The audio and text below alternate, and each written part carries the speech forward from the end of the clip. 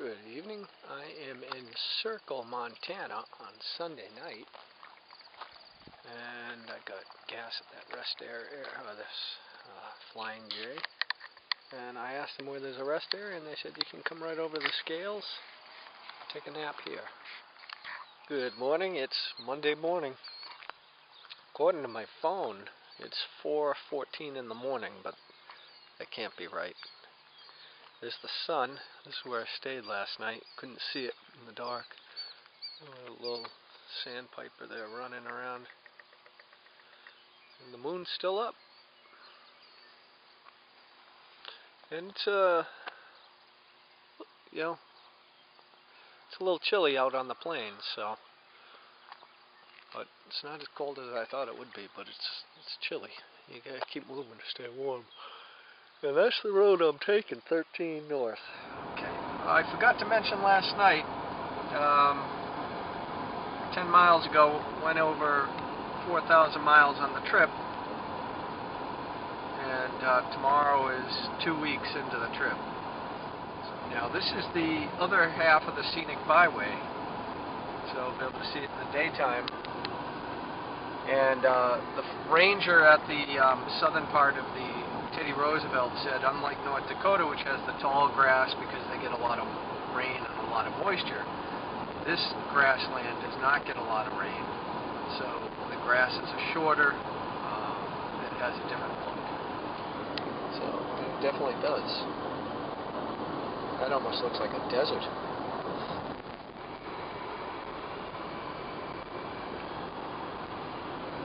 No one lives out here. Well, I mean, people live out here, but it's mostly land and cattle.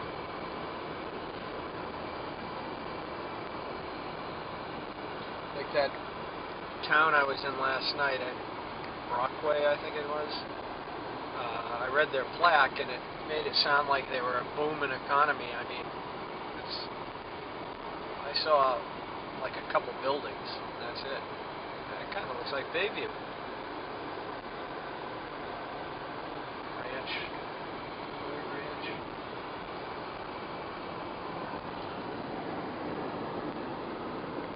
This goes on forever and ever.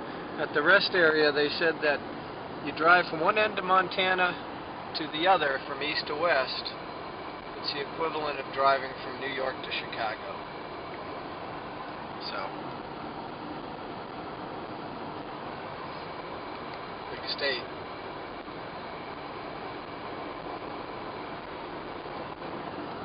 Big sky.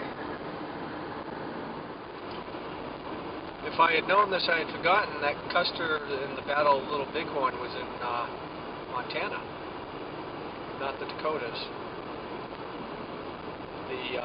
They chased these Indians all around.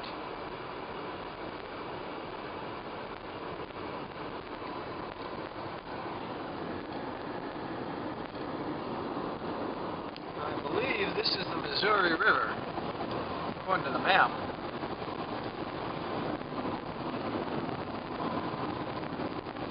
The old bridge.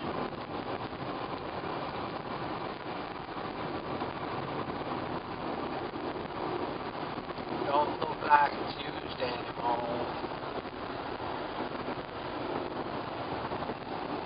Fort Peck Indian Reservation.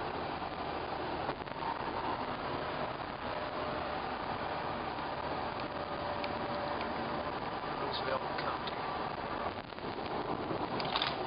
I think that said it was 528 that we just passed. You're like a cowboy on a horse chasing a train. I caught up to the train. Of course, it goes behind the hill now. But I was about a mile behind it. I was doing about the same speed. I was doing about 50, so I picked it up to 60. And I caught up to him.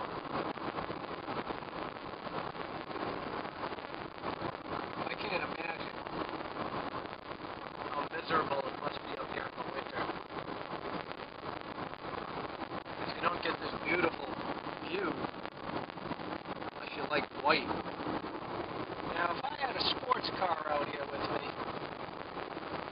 this would be the state I'd want to be in. This or parts of North Dakota were beautiful. Where you can just, look at it, just straight, flat. You could do 150 miles an hour easily on this, as long as nothing jumps in front of you. And that's why there's so many dead animals on the side of the road in certain places, because I think that's what happens. These trucks just put it on maximum overdrive, and you're screwed if you get in front of them, because you can't stop that rig. But the other thing is it's 8 a.m. here, and it's already 70 degrees. Once that sun comes up, it's incredible how much energy it delivers. The nice thing about bringing along an inverter is I can set it right here, and I'm charging my phone and the batteries, and I could also do my computer. And since a short jaunt between cities is 50-60 miles, that could take an hour or so. Hey, alright.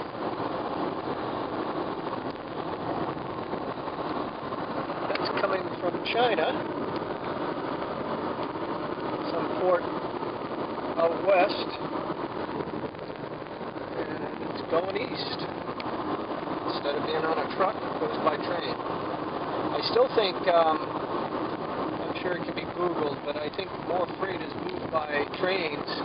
Even UPS, I believe, UPS is such a powerhouse, they use a considerable amount of train capacity to move their stuff cross country. So when you're in the car for an hour or two at a time, you go through these batteries filming these videos or doing computer work or whatever, so it's good to have an inverter here. And in fact, I would be surprised if automakers started putting in inverters with outlets right in the cars. I mean, it's simple. I mean, the inverters don't cost a lot of money. They use very little battery power, and they can be, you could have an outlet right in your dashboard. USB port is already there on a lot of cars. Having an AC outlet. In a little town called Nashua, Montana. Garage. Birdie's homemade ice cream. Looks like he no longer makes ice cream.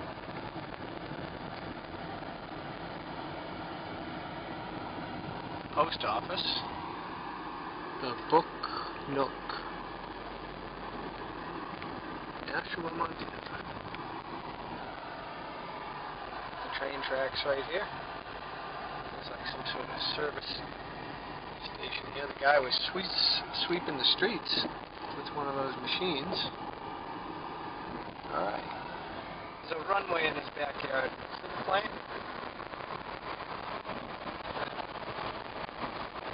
And he's got a grass runway put in his backyard. It's hilarious.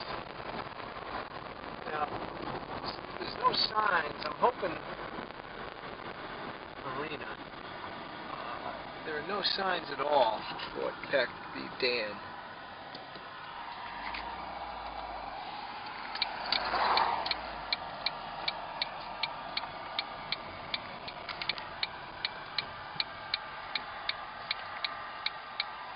On the bank of the Missouri River.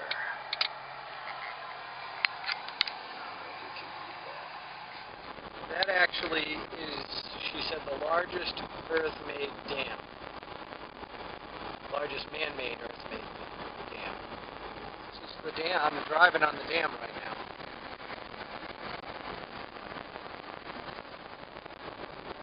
The water's low, or if that's normal. Look at all the rocks piled up there. Truck just went down.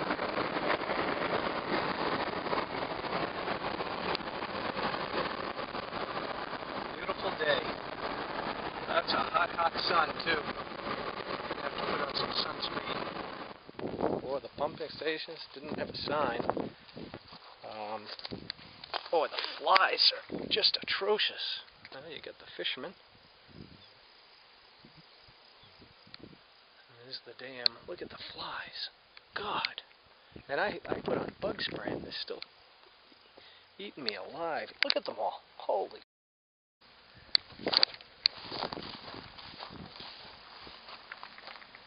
And like I said, look at them all. And I look slightly to your left at the end of Fort Peck Lake. First viewed the Milk River. Lewis and Clark concluded correctly that this was the same river the Indians at Fort Mandan referred to. With no running water, the stream was called Big Dry River. As you look straight south across Fort Peck, it doesn't much sense that an area inundated with so much water could be called the Big Dry. Yet in 1805, when Lewis and Clark named it, instead of an arm of the lake, the Big Dry was a tremendous, relatively dry riverbed. The Big Dry was so impressive, Lewis and Clark thought it extended possibly as far as southeast as the Black Hills, unlike streams they were familiar with in the east, which flow all year. An intermittent stream like the Big Dry was a curiosity to Lewis and Clark. And these flies, I just put on like a bath of bug spray. And look at them all. Dear God. Alright, well, I'm out of here. Holy shit. So I am going to take a swim. Got my booties here. And it's paved for the boat ramp here. Beyond that, who knows? Alright, I'll just set my stuff here. I was wrong. It's cold.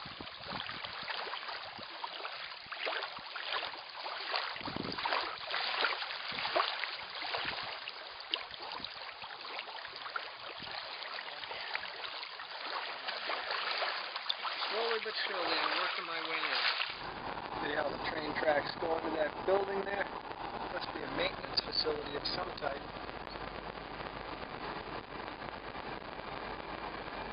It's crazy, the trains. That's where I went swimming down there. See if we can see it from the bridge. Nope, I can't see it from the bridge. Unless I was standing up. I can't see anything from this bridge. That's where I'm going. Junction 200, 52 miles. Alright, onward. It's amazing, isn't it? 52 miles. That's like me driving down to Boston and I'm like, oh, what a pain in the balls. This is like, no problem, 52 miles. Especially when the speed limit is 70 miles an hour. Alright, setting off. This kind of reminds me of the roads we drove on in Ireland. Me and RJ. Get on these two-lane roads. So they had a lot more rocks. It seems like they were made out of rocks. And of course, we're driving on the sun. I just finished my swim, and I feel like $1,000,000. That water, it took about 5 tries going in, going out. Each time I come out, wait a few minutes, go back in, it was bearable. But at first, it was just ice cold. Not as cold as the Great Lakes, but it was pretty cold. The guy came in on the boat who I talked to for about 20 minutes. He was telling me that the water's 64 degrees. So, not as cold as Lake Superior, but cold. To me, 64 is cold. This is why I do not take the gravel roads. Small tires don't like this kind of stuff. Like they said, there's 2 seasons, winter and construction season. So everybody up here is very friendly. They wave at you, so I have to keep reminding myself, wave.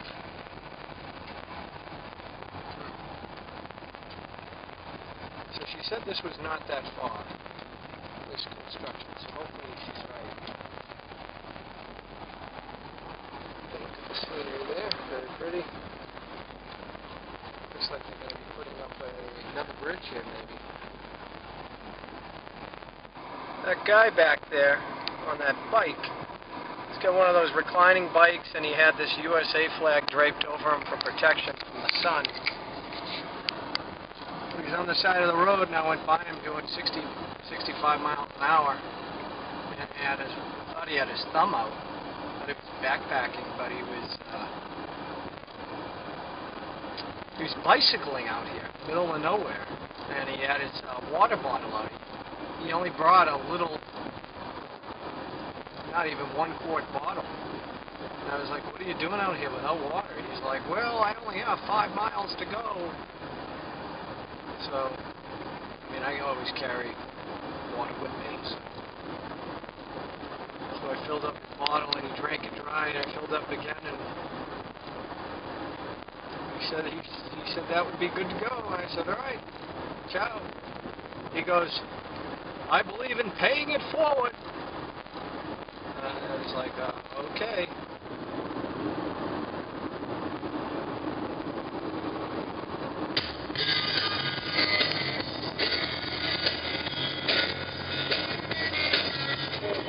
There we go.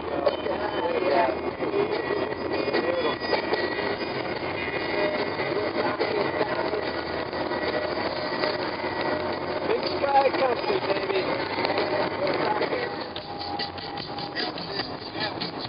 Minute. 10 miles.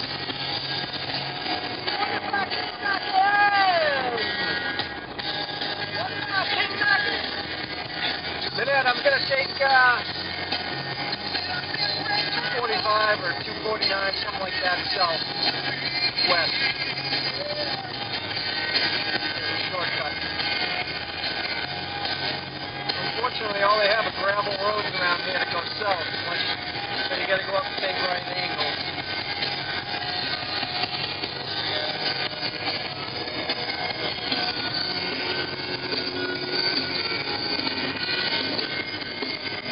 An old bridge. This is what that guy was doing. Only had a recliner bike. Please, can you give me some water? Well, this is Winnett, Montana. Hey, the UPS man. General store. This must be the post office.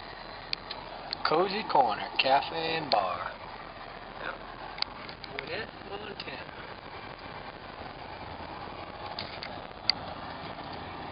They got people out. I hate to take videos of people, and it makes them feel a little self-conscious. A lot of Catholic churches up here. Oh, they got a community pool. Probably cheaper than everybody putting in their own. Yes, this is 244 south, southwest. And this will save me about 30 miles, I believe. Somebody at W19 went up there and carved their name. Now it's back to 70. Yes.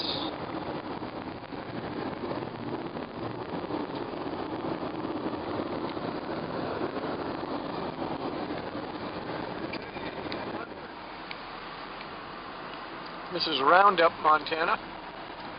I stopped at the IGA to get some sunflower seeds and some... Uh-oh, I don't have any hands.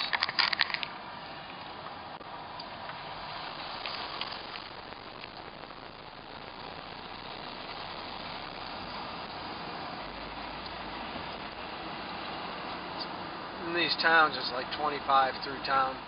Well, this is Billings, Montana. I just passed the Walmart. So it has some commercialization to it. I expected this to be a pretty good-sized town. And of course, they've got a bunch of those casinos on every corner, it seems like. Got a lube and oil change place. I don't need it. I need it in about 2,000 miles.